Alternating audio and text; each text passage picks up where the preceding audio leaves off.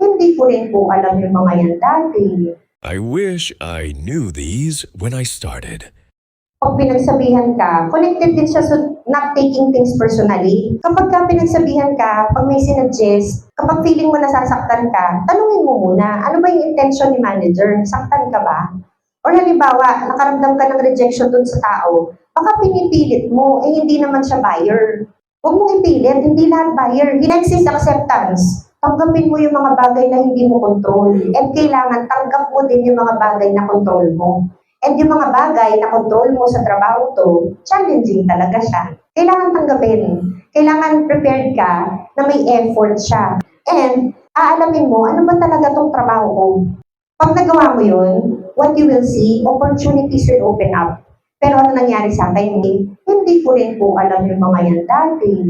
Anong gagawin natin? Didiscoverin mo mag-isa? You will wait for years? O pwedeng ikwento ko na yung iba para hindi ka na maghintay ng 5 years, ng 7 years? Pwedeng kwento ko na? Yes, thank you.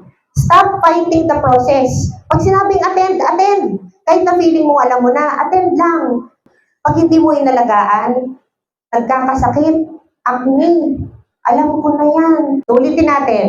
Stop fighting the process and it starts working for you. Accept things as they are and opportunities will open up.